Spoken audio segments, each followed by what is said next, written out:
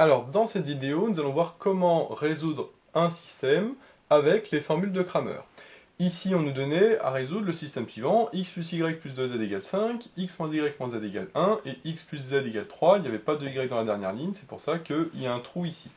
Donc il y a plusieurs méthodes pour résoudre ce genre de système. On peut faire par combinaison linéaire sur les lignes. Ça, c'est ce qu'on avait vu dans d'autres vidéos, pour éventuellement échelonner le système. Mais il y a une autre méthode qui est plutôt pas mal aussi, qui est le système de Cramer, enfin plutôt les formules de Cramer qu'on va utiliser, mais uniquement lorsqu'on a un système de Cramer. Alors quand est-ce qu'on a un système de Cramer? On a un système de Cramer quand le déterminant de la matrice associée au système est non nul. Alors bien sûr, ça ne marche que si la matrice est carrée, c'est-à-dire il faut que l'on ait autant de lignes, c'est-à-dire autant d'équations que d'inconnus. Ici c'est le cas, parce qu'on a 3 inconnus x, y, z et 3 équations, donc on peut bien faire une matrice carrée associée à ce système. Et il faut démontrer, comme je l'ai dit, que le déterminant de cette matrice est différent de 0 pour que la matrice soit inversible. Donc on a d'abord calculé la matrice que je vais appeler A, qui est la matrice associée à ce système. Alors la matrice associée à ce système, c'est très simple. La première colonne correspond au coefficient de la première variable. Pareil pour la deuxième colonne, la deuxième variable, et la troisième colonne, la troisième variable. La première variable c'est x, donc dans la première colonne, je vais mettre les coefficients de x qui sont 1, 1, 1, puisque j'ai x, x, x. Donc dans la première colonne, c'est tout simplement 1, 1 et 1. Pour la deuxième colonne, ça va être la deuxième variable y. Ici, j'ai y moins y et 0, donc ça va être 1, moins 1 et 0. Et enfin, pour la dernière colonne, j'ai 2, moins 1, 1. Donc ici, 2, moins 1 et 1. Donc voilà la matrice A associée à ce système. On voit que les coefficients constants à droite, 5, 1, 3, n'interviennent pour l'instant pas du tout dans cette matrice A. Ils interviendront par la suite. Donc je vais d'abord calculer le déterminant de la matrice A. Pour ce faire, je vais appliquer la règle de Sarus, puisque ici j'ai un déterminant d'une matrice 3, 3, ce qui est beaucoup plus simple. Alors pour ça, il y a différentes méthodes. Pour appliquer Sarus, on avait vu qu'on pouvait recopier les colonnes éventuellement à droite. Donc c'est ce que je vais faire. On va recopier les colonnes ici. 1, 1, 1 et 1, moins 1, 0.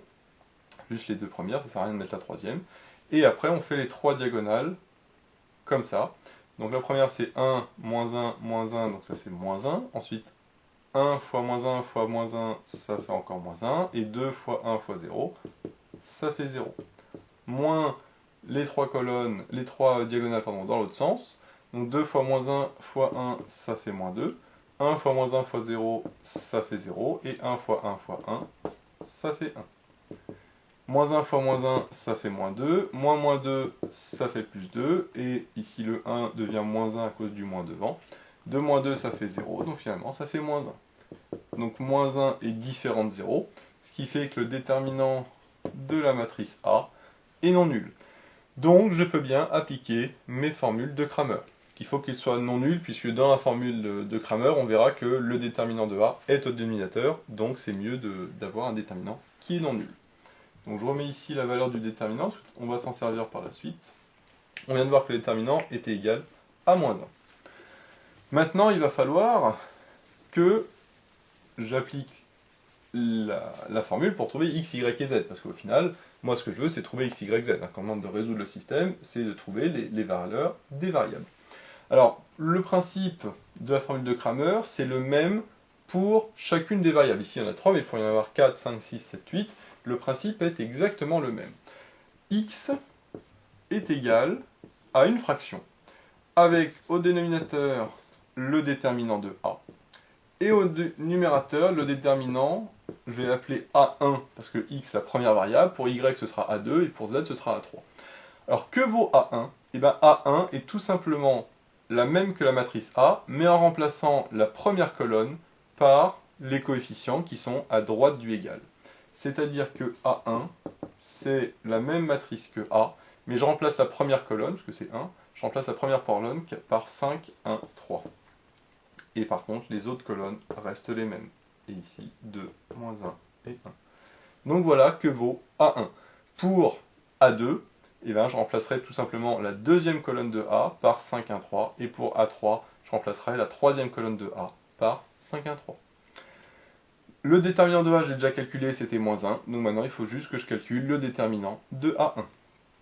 Le déterminant de A1, là encore une fois c'est une matrice 3, 3, donc je vais faire la règle de Sarus. Là je vais faire un petit peu plus rapidement. 5 fois moins 1 fois 1, ça fait moins 5. 1 fois 0 fois 2, ça fait 0. 1 fois moins 1 fois 3, ça fait moins 3. Moins entre parenthèses. Dans l'autre sens, 3 fois moins 1 fois 2, ça fait moins 6. 0 fois moins 1 fois 5, ça fait 0. Et 1 fois 1 fois 1, ça fait 1. Moins 5 moins 3, ça fait moins 8. Moins 6, ça fait plus 6. Et enfin ici, le moins 1. Moins 8 plus 6, ça fait moins 2. Moins 2 moins 1, ça fait moins 3. Donc j'ai x qui est égal à moins 3 divisé par moins 1, c'est-à-dire à 3.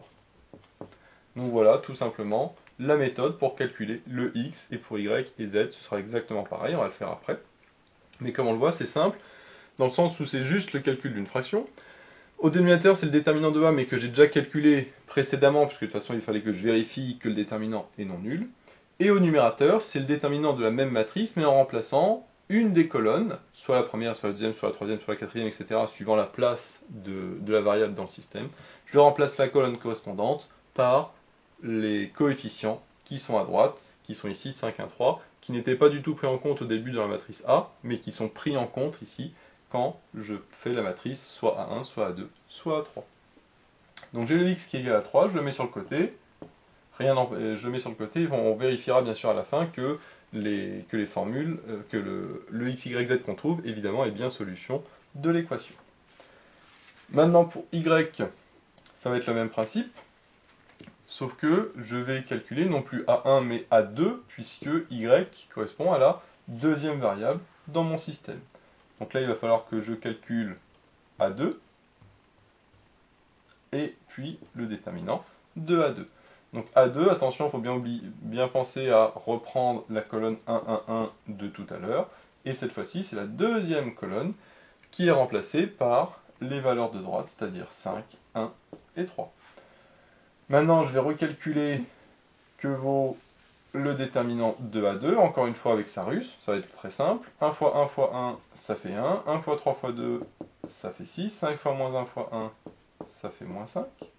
Moins entre parenthèses l'autre diagonale, ici ça fait 2. 3 fois moins 1 fois 1, ça fait moins 3. Et 1 fois 5, 1, ça fait 5. 6 moins 5, ça fait 1. 1 plus 1, ça fait 2. Donc ici ça fait 2. Ensuite, moins 2. Moins 3, ça fait plus 3. Et moins 5. 2 moins 2, ça s'annule. 3 moins 5, ça fait moins 2. Donc le déterminant de A2 ici vaut moins 2. Donc là, j'ai moins 2 sur moins 1. Et moins 2 sur moins 1, ça fait 2. Donc j'ai Y, apparemment, qui est égal à 2, si je ne me suis pas trompé dans le calcul. Enfin, pour AZ, ça va être tout simplement A3, d'après le principe qu'on a dit. Donc là, forcément, ça va changer un petit peu. Ici, je vais recalculer le déterminant de A3. Pour ça, il faut que je recalcule ma matrice A3. Pas oublier que cette fois-ci, la deuxième colonne, je reprends la même qu'ici, puisque c'est la troisième colonne qui va être remplacée par 5, 1 et 3. Je refais Sarus. 1 fois moins 1 fois 3, ça fait moins 3. 1 fois 0 fois 5, ça fait 0. 1 fois 1 fois 1, ça fait 1. Dans l'autre sens, ici, ça va faire moins 5.